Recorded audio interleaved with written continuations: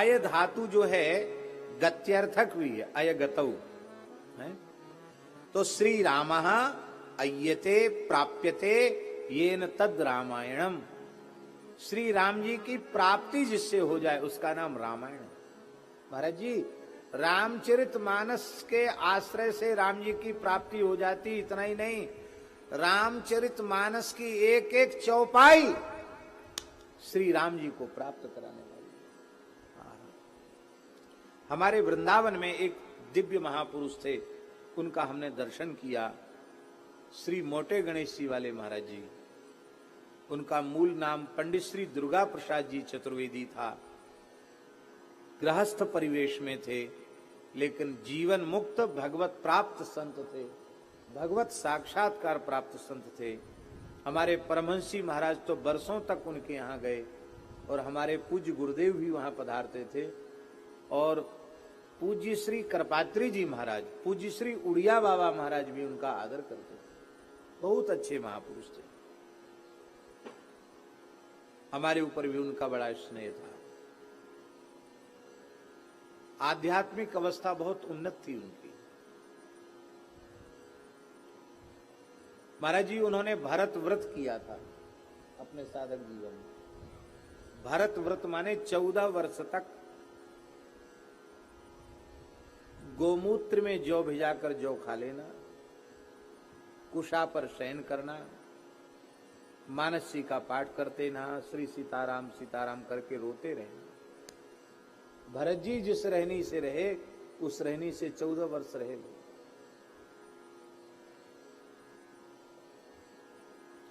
साधु जाते थे तो कितने साधु उनके यहाँ बहुत जाते थे, पर कितने साधु तो जाने के बाद फिर दोबारा जाने का नाम नहीं लेते थे, क्योंकि कड़ुआ बहुत बोलते थे, बहुत कड़ुआ बोलते थे वो, और कोई कड़ुआ नहीं।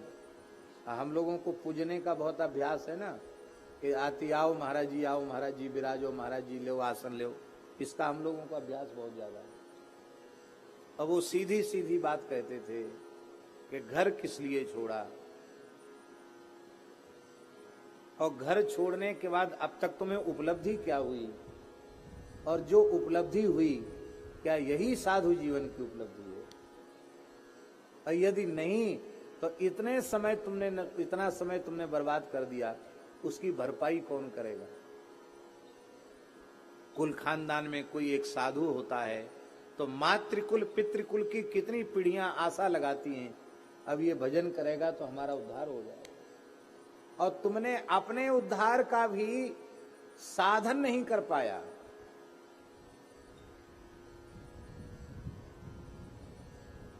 तो स्वामी जी दूसरों को ठगने के लिए सब बना रखा है नाटक, दूसरे को राम जी क्या ठगोगे, अपने को ही ठगते चले जा रहे हो, ऐसा बोलते थे महाराज जी वो साधुओं से। अरे ये तो गृहस्थी है, कुछ नहीं, ये तो महात्माओं का आदर नहीं करते। और कितने अच्छे संत उनके सत्संग में जाके तीव्र गति से भजन में लग गए, उनका काम बन गया। बहुत अच्छे महापुरुष थे, हमारे ऊपर बड़ी कृपा थी, अपनी विचित्र विचित्र अनुभूतियां सुनाते थे। एक बार उन्होंने कहा कि स्वामी जी लोग रामचरितमानस का पाठ ठीक से करते कहाँ हैं, एक एक चौपाई राम जी की प्राप्ति कराने वाली है। एक अनुभूति उन्होंने सुनाई महाराज जी, बहुत सुंदर अनुभूति है, सुनने योग्य।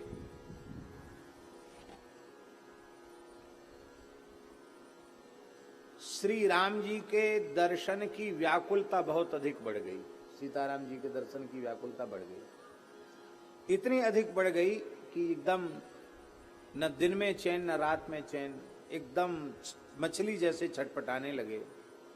तो रामचरितमानस का पाठ कर रहे थे और उसी समय चौपाई आई सामने।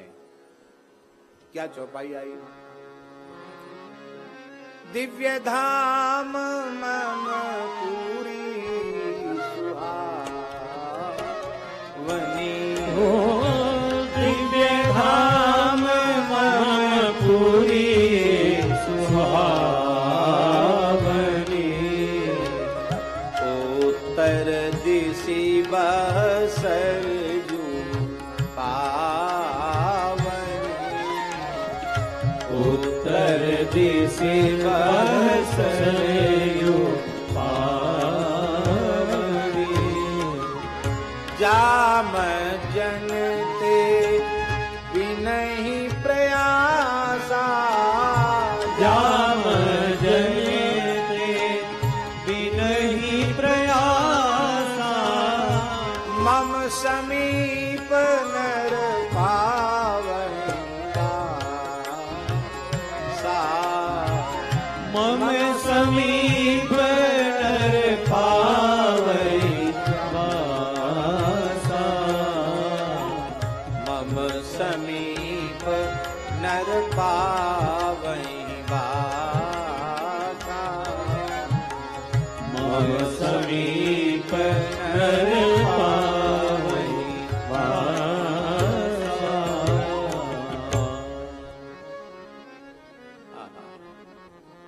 बोले ये चौपाई तो कितनी बार पढ़ी थी, लेकिन उस समय बहुत चित्त में व्याकुलता थी। तो मन में आया कि अरे केवल अयोध्या जाके सरयू जी में गोता लगाना है और मम समीप नर पावहीं बासा, ठाकुर जी के समीप पहुंच जाएंगे, सब जंजाल खत्म हो जाएगा। तो एक गमछा लगाए बैठे थे, पाठ कर रहे थे, सीधे ही उठे और उठ करके वृंदावन की घटना है, चल पड़े। और ठाकुर जी की विचित्र लीला, पता नहीं कैसे उनको खुद को स्मृति नहीं कि हम कैसे सदेह तो तत्काल अयोध्या जी पहुंच गए। महाराज जी भाव में इतनी सामर्थ्य है, भाव की प्रबलता से उनको यह अनुभूति हुई कि हम सदेह अयोध्या जी तत्काल पहुंच गए। सरयू जी में स्नान किया, साष्टांग प्रणाम करके जैसे सरयू जी में गोता लगाया, तत्काल श्री राम लक्ष्मण भरत शत्रुघ्न चारों लाल जी का दर्शन हो गया, क्योंकि सरकार के प्रति उनका सख्य भाव था। चारों लाल जी का सरयू जल में क्रीड़ा करते हुए दर्शन हो गया। बाद में आए वहां से ट्रेन से, यहां से कैसे पहुंच गए ये पता नहीं चला।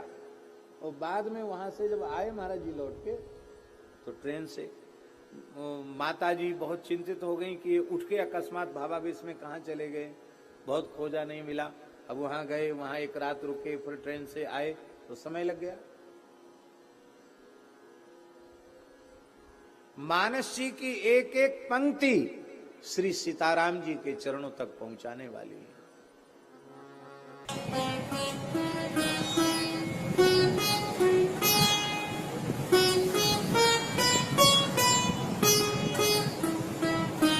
श्री सीताराम प्रतिदिन सत्संग एवं दर्शन के लिए श्री महाराज जी के ऑफिशियल चैनल को जरूर सब्सक्राइब करें।